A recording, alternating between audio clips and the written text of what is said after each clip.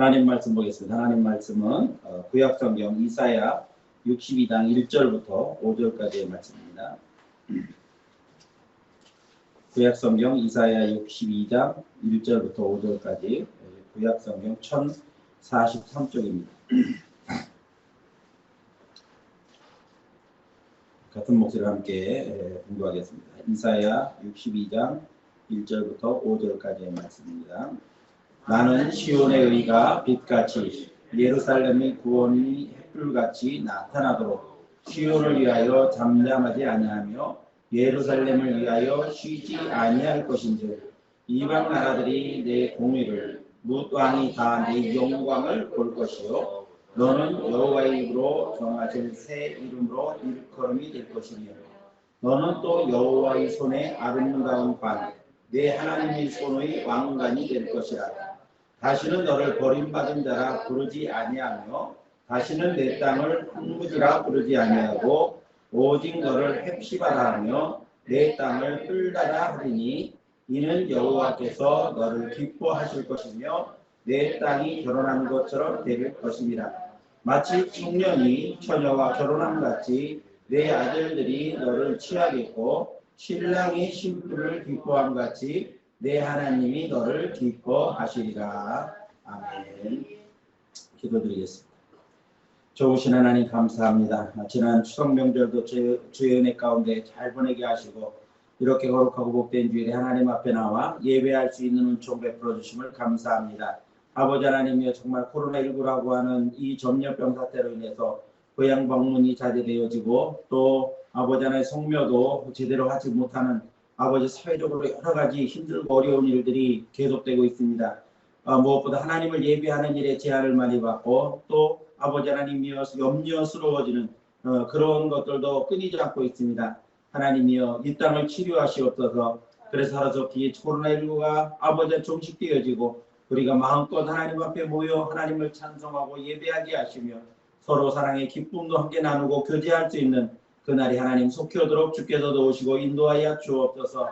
오늘도 간절한 마음을 가지고 하나님 앞에 나와 기도하는 사랑하는 성도들을 기억하시고 아버지 하나님 저들에게 하나님의 큰 은혜로 함께 하셔서 아버지 하나님의 늘 건강하고 기쁨이 충만한 정말 어렵고 힘든 이 상황 속에서 평안을 누리는 아버지 복된 삶이 이루어지도록 주께서 도와주옵소서.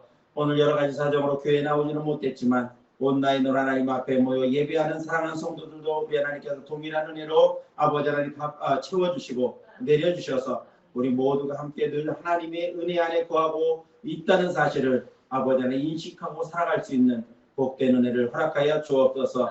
이 시간도 주의 말씀을 통해 우리가 함께 은혜를 나누기를 원합니다. 종의 입술에 성령의 기름 부음으로 충만케 하셔서 아버지 하나님의 말씀을 잘 전할 수 있게 하시고 듣는 성도들이 말씀을 통해 큰 은혜 받는 귀한 시간 되어주도록 주님 도와 주시옵소서. 예수님의 이름으로 기도하옵나이다. 아멘. 할렐루야. 명절들 즐겁게 잘 보내셨습니까? 언제나 풍성케 하시는 하나님의 은혜와 축복이 사랑하는 성도 여러분들에게 언제나 함께 하시기를 예수님의 이름으로 축복을 드립니다. 이번 추석은 유난히 많은 어려움을 겪은 끝에 맞이한 추석이었습니다. 올 1년 내내 지금 지속되고 있는 코로나19도 그렇고 또 올해는 기록적인 이 긴 장마를 우리가 겪었습니다. 거기에다가 또 연달아 전국적으로 많은 피해를 주었던 세 개의 태풍이 계속해서 올라와서 인명과 재산과 농경지에 막대한 이런 피해를 주고 지나갔습니다. 이번 추석 명절에는 또 유례 없이 코로나19 확산을 막기 위해서 당국으로부터 가족공원과 같은 추모공원의 성묘를 금지시키고 또 고향 방문도 자제하라는 그러한 요청이 있었습니다. 그래서 귀향길이 정말 조심스러웠던 것 같습니다. 그런 고향을 방문하지 않는 대신 여행객들로 공항과 배를 타는 연안 여객선을 타는 그러한 이 터미널이 아주 북새통을 이루었다라고 하는 그러한 보도를 보면서 한편으로는 좀 씁쓸하기도 했습니다. 어쨌든 이 코로나 사태가 빨리 끝나서 우리가 마음껏 하나님 앞에 예배를 드리고 또 자유롭게 사람도 만나고 여행도 마음 편하게 할 수 있는 평범한 일상이 빨리 돌아왔으면 좋겠습니다. 우리의 일을 위해서 늘 쉼없이 기도해야 될 줄로 믿습니다. 저는 오늘 헵시바와 뿔라의 은혜라고 하는 그런 제목을 하나님의 말씀을 통해서 함께 은혜를 나누려고 합니다. 오늘 본문의 저자인 이사야는 유대 땅이 한참 어려운 과도기 때에 활동했던 선지자였습니다. 북왕국 이스라엘은 아수르의 사내립 임금에게 침략을 당해서 나라가 패망을 하고 말았습니다.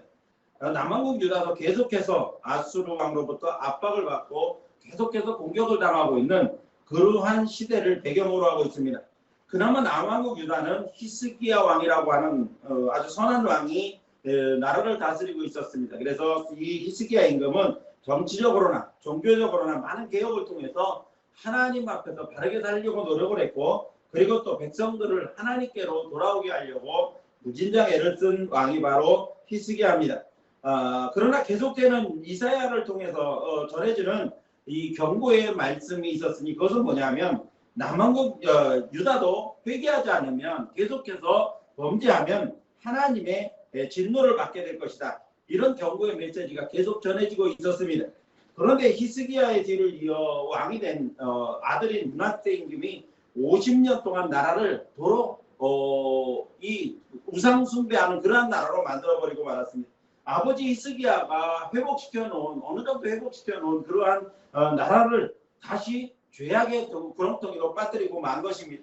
그 이후에 하나님의 진노가 결국은 유다 땅에도 내려서 북왕국 이스라엘이 멸망한 후에 130년이 지나서 BC 주전 586년에 바벨론 왕에게 예루살렘이 완전히 점령당하고 말았습니다. 뿐만 아니라 시드기야 왕을 비롯해서 대다수의 백성들이 죽임을 당하거나 혹은 바벨론으로 포로로 끌려가는 그러한 기운을 맞게 되어지는 겁니다. 본문이 포함되어 있는 이사야의 구성을 보면 영적으로 타락한 이스라엘 백성들에게 그들의 패역한 하나님 앞에서 강포하고 가득 쌓여진 죄에서 돌이켜라, 이것을 갖다 경고하고 있습니다. 만약에 이것을 돌이키지 않으면 하나님께서 너희에게 진노의 심판을 내리겠다고 말씀하십니다. 하나님께로 돌아와서 하나님을 바르게 경외하고 신실하게 섬길 것을 촉구하는 내용들이 바로 이사야 전반부에 기록되어져 있습니다.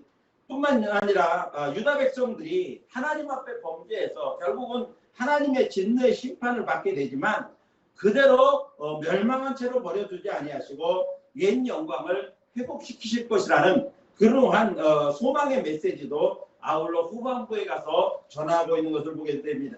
이사야 특징 중에 하나가 뭐냐면, 이사야에서는 메시아, 즉 예수 그리스도께서 이 땅에 오실 것이라고 하는 가장 구체적이고 그리고 많은 기록들이 담겨져 있는 책이 바로 이사야에서의 특징이다, 이렇게 말할 수도 있습니다.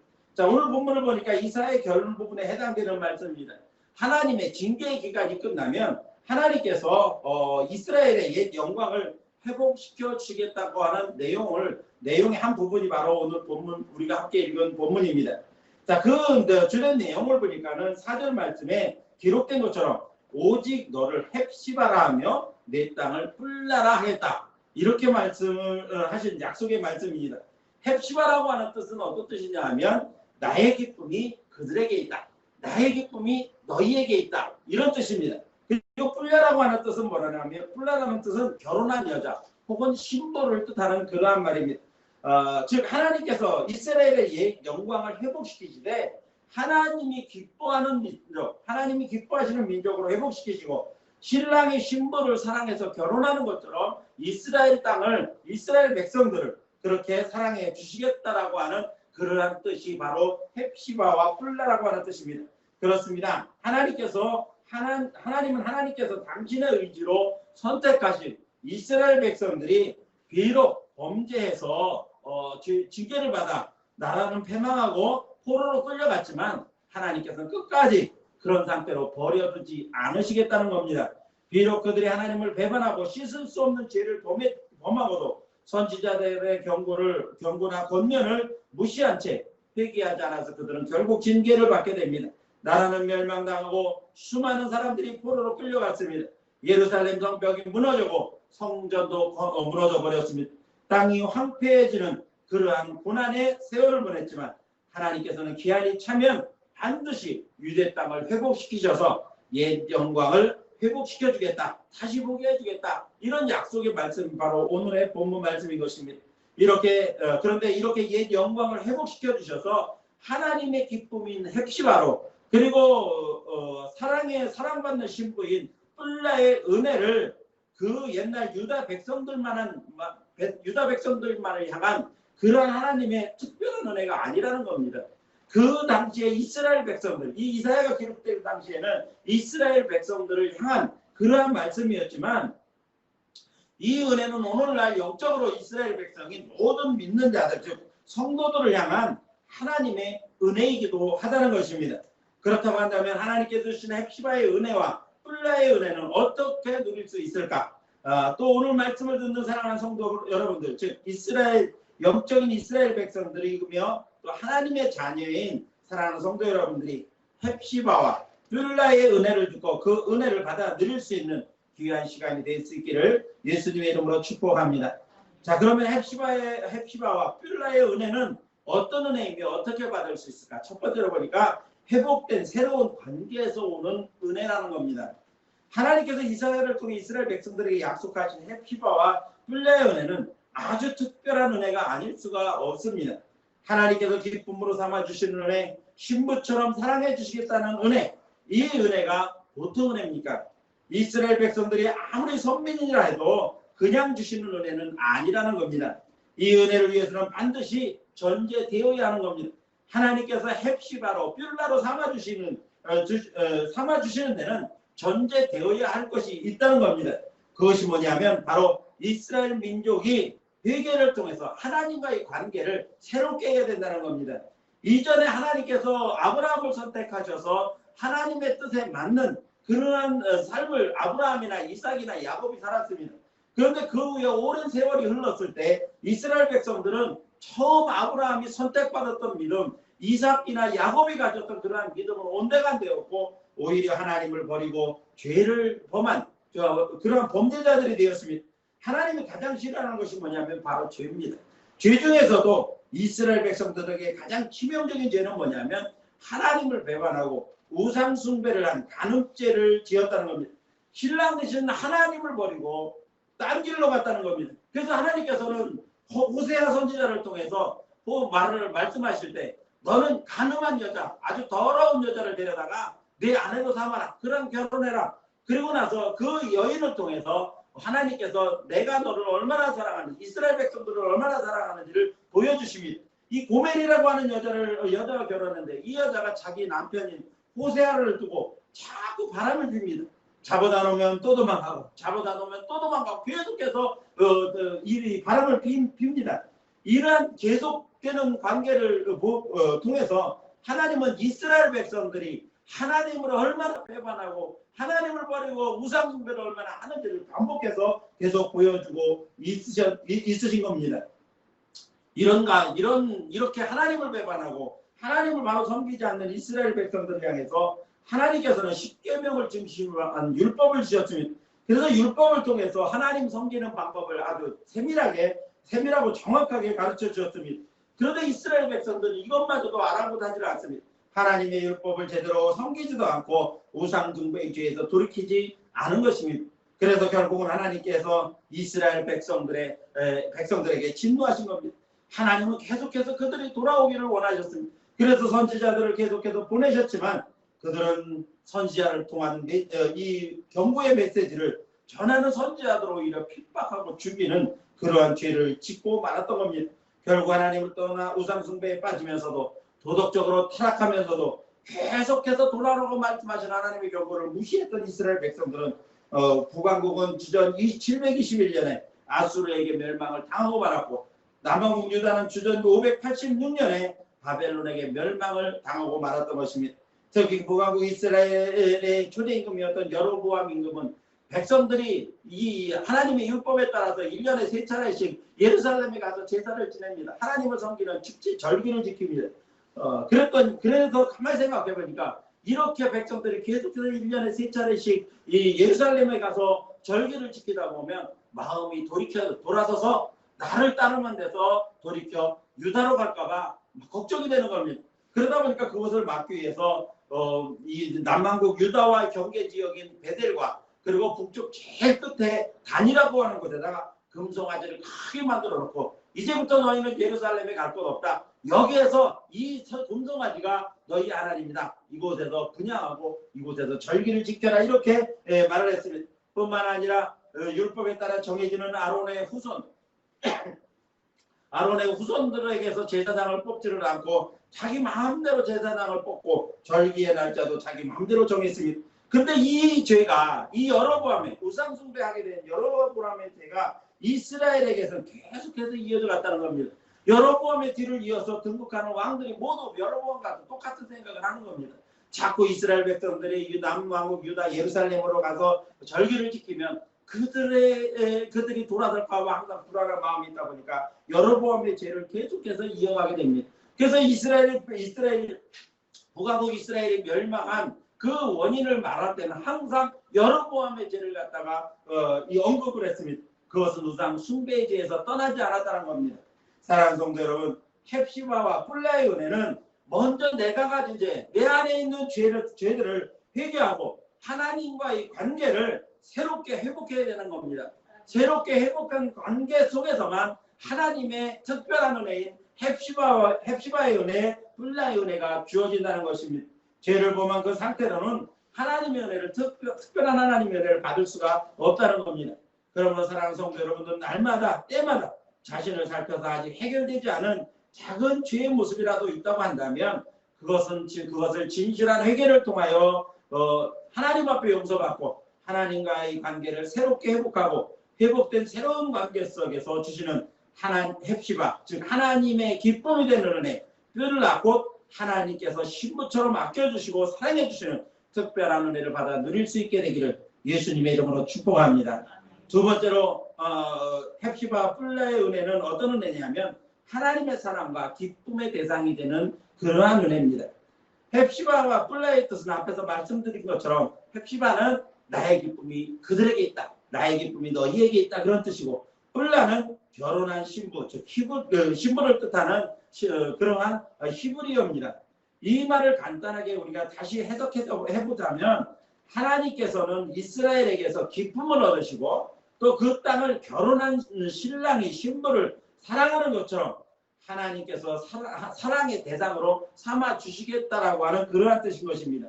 그래서 4절 후반부의 말씀을 보니까 먼저 하나님께서 너를 헵시바라 하며 내 땅을 뿔라라 하리라 이렇게 말씀하신 다음에 이어서 뭐라고 말씀하시는가 하면 여호와께서 너를 기뻐하시며 내 땅이 결혼한 것처럼 될 것입니다. 이렇게 말씀을 하고 있는 겁니다. 결혼한 사이입니다. 신랑과 신부의 사이에서 얼마나 사랑이 싹트고 얼마나 사랑이 가득합니까? 신랑이 마치 신부를 사랑한 것처럼 그렇게 사랑해 주시겠다고 하는 하나님의 약속인 것입니다. 그리고 이어지는 5절 말씀에 이렇게 표현합니다. 마치 청년이 처녀와 결혼함 같이 내 아들들이 너를 취하겠고 신랑이 신부를 기뻐함 같이 내 하나님이 너를 기뻐하시리라 이렇게 말씀했습니다.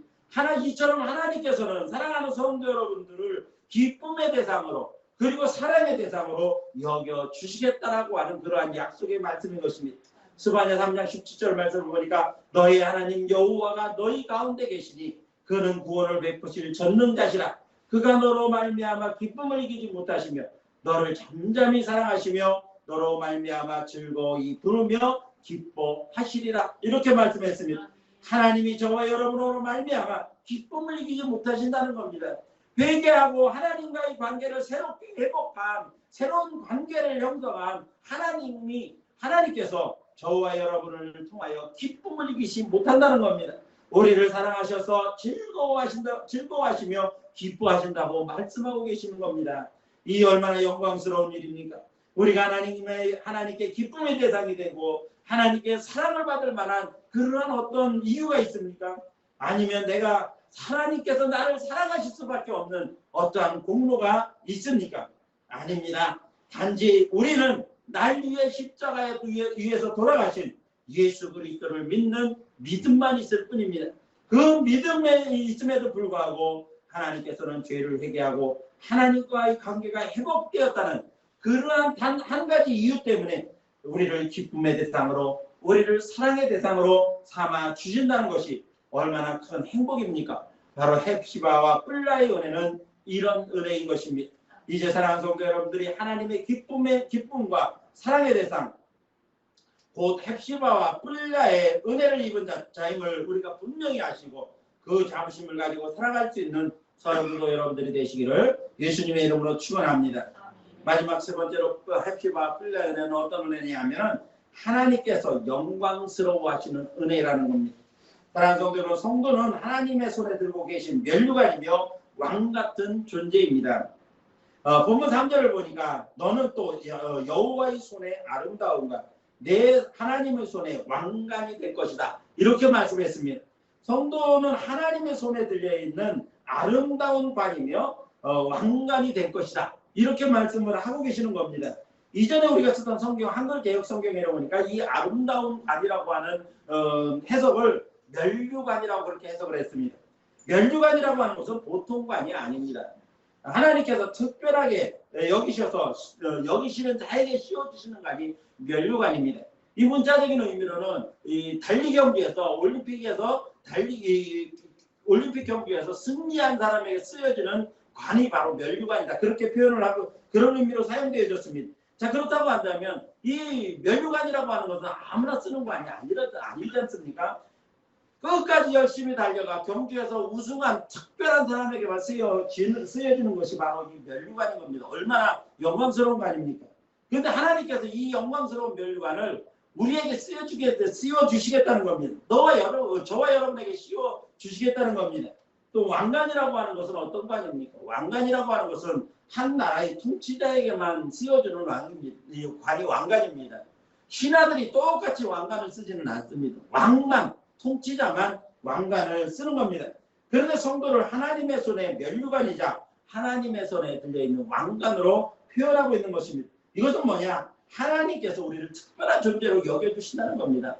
하나님의 특별한 존재로 여겨주셔서 하나님과 함께 왕노릇할 수 있는 그러한 권세를 우리에게 주신다라고 말씀하시는 것입니다. 따라서 성도는 하나님의 영광을 함께 누리는 그러한 존재들이라는 겁니다. 저와 여러분은 지금은 이 땅에서 힘들고 어려우고 많은 것을 누리지 못하고 살지만 하나님께서는 저와 여러분을 하나님 손에 들려있는 면류관처럼 또 하나님의 손에 들려있는 왕관처럼 우리를 여겨주신다는 겁니다. 얼마나 영광스러운 일입니까? 이 땅에서는 제한되어 있는 한 나라의 통치자만 되어도 아주 최고의 영광으로 여깁니다. 우리가 각국의 대통령이나 국왕들을 보면 그렇습니다. 잠시 이 땅에서 길게 누려야 그 사람들이 100년을 누립니까? 못 누립니다. 그런데도 불구하고 우리나라 대통령은 4년 지금 5년만 하면 끝납니다. 헌법 개정에서 4년씩 2번 하겠다 그런 지금 이야기도 있습니다만 그건 아직 개정이 안 돼서 그렇게 되지는 않습니다. 아무리 막강한 권세를 휘둘러도 우리나라 대통령은 5년밖에 못 합니다. 5년 뒤에는 어떻게 될지 아무도 모릅니다. 일본은 국왕이 내각 책임자로 해서 국왕이 국가 원수를 대신하고 있습니다. 그래서 국왕이 있지만 그 국왕도 결국은 수십 년 하다가 길게 해봐야 수십 년 하다가 모두가 물러나고 맙니다. 죽고 만나는 겁니다. 이 땅에 있는 그러한 통치자 한 나라의 통치자만 되어도 그렇게 최고로 영광으로 여기는데 하물며 영원한 하나님 나라에서 주님과 함께 영원한 왕의 권세를 가지고 산다는 것, 이것이 얼마나 큰 영광입니까? 바로 저와 여러분에게 이와 같은 영광을 약속하고 계신다는 겁니다. 적어도 저와 여러분은 하나님께서 이렇게 영광스러운 존재로 여겨주신다는 그런 자부심을 우리는 가지고 살아야 된다는 겁니다. 바로 내 죄를 회개하고 하나님과의 관계가 회복되어지니까 그 새로운 관계 속에서 하나님은 저와 여러분에게 이렇게 헵시바와 뿔라의 영광을 주시겠다. 특별한 은혜를 주시겠다. 그렇게 말씀하고 계시는 겁니다. 이제 사랑하는 성도 여러분들은 정말 하나님께서 이렇게 영광스러운 존재로 여겨주시는 그러한 존재임을 알고 믿음으로 당당하게 살아갈 수 있는 저와 여러분들이 될 수 있기를 예수님의 이름으로 축원합니다. 이제 말씀을 마치려고 합니다. 옛날 인도에 가니까 이제 겐지스 강이라고 하는 강이 있습니다. 이 겐지스 강은 4대 문명의 발상지이기도 합니다. 자, 그런데 이 겐지스 강가에서 이 어업을 생계로 와서 먹고 살던 한 어부가 있었습니다. 고된 일과를 마치고 날마다 정말 힘에 지쳐서 집으로 돌아가면서 이 어부의 마음속에 항상 무슨 생각이 있었냐면 나도 부자로 살았으면 좋겠다. 이렇게 고기 안 잡아 먹어도 부자로 살았으면 좋겠다. 이런 생각을 늘 가지고 살았습니다. 어느 날 이제 이 고기 잡는 일을 마치고 배를 대고 이제 막 땅에서 내려서 몇 걸음 걸어갔는데 그날도 똑같은 생각을 한 겁니다. 부자가 됐으면 좋겠다 이런 생각을, 계속 고기 잡지 않고 살았으면 좋겠다 이런 생각을 하는데 발에 뭔가 차입니다. 그래서 주워봤더니 깜깜한 밤이라 주워봤더니 그 안에 돌멩이 몇 개가 들어있는 겁니다. 그래서 강가에 앉아서 너무 힘들고 지쳐 또 강가에 앉아서 돌멩이 하나를 집어서 강에다 던지면서 나는 부자가 됐으면 좋겠다. 또 하나 던지면서 나도 일하지 않고 종들을 좀 부리면서 살았으면 좋겠다. 이런 말을 자꾸 되뇌입니다. 그러면서 돌을 하나씩 둘씩 자꾸 던지는데 마지막 남은 돌을 던지려고 그러다 보니까 뭔가 달빛에 반짝입니다. 그래서 그 자세히 보니까 그 주머니 안에 들었던 것들이 전부 보석 덩어리였습니다.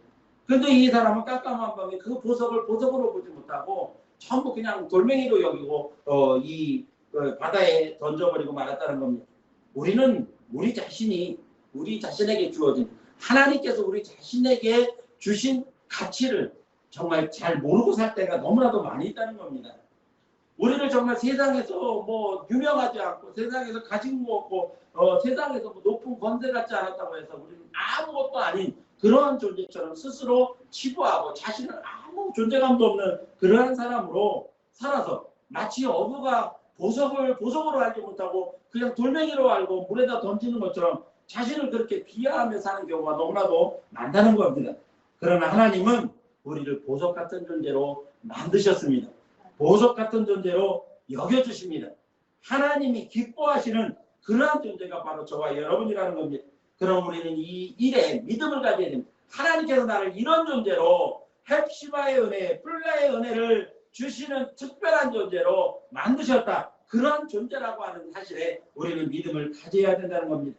때로는 하나님이 우리를 저 거센 강을 더 힘차게 건너가도록 하시기 위해서 큰 그러한 고난을 줄 때도 있습니다. 고난을 겪을 때도 있습니다.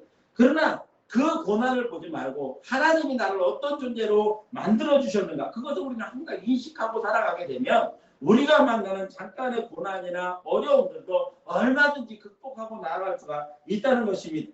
그러면 우리는 이 귀한 사실을 알지 못해 하나님이 우리를 보석 같은 존재로 여겨주시는데 이 사실을 알지 못해 우리 자신을 너무 과소평가하거나 별것 아닌 존재로 여기며 살아서는 안 된다는 것입니다. 헵시바 뿔라의 은혜는 어떤 은혜입니까? 죄를 회개하고 하나님과의 관계를 새롭게 회복한 자에게 주신 은혜입니다. 그러면 우리는 날마다 우리 자신을 살펴서 하나님과의 관계를, 죄를 버리고 하나님과의 관계를 새롭게 하는 그러한 저와 여러분이 되어줘야 하는 겁니다. 우리를 기쁨과 사랑의 대상으로 여겨주신다는 겁니다. 하나님이 우리를 보실 때마다 기쁨을 느끼지 못하시고 하나님이 우리를 보실 때마다 정말 사랑스러워 하실 수 있는 그러한 특별한 존재로 우리를 여겨주신다는 겁니다. 하나님 손에 면류관과 왕관이라 했습니다. 하나님이 우리를 그만큼 영광스러운 존재로 영광스러운 자리에 우리를 세워주신다는 겁니다. 그럼 하나님과 함께 영원히 왕노릇할 존재라고 하는 사실을 기억하면서 늘 우리를 하나님께서 영광스러워하는 존재라고 하는 그러한 인식을 가지고 살아갈 수 있기를 바랍니다. 이제 사랑하는 성도 여러분들이 정말 기쁨 삼아주시고 기쁨과 사랑으로 우리를 그렇게 삼아주시는 헵시바와 뿔라의 은혜를 우리가 분명히 알고 그러한 존재로 살아갈 수 있는 저와 여러분들 되시기를 예수님의 이름으로 축원합니다. 기도하겠습니다.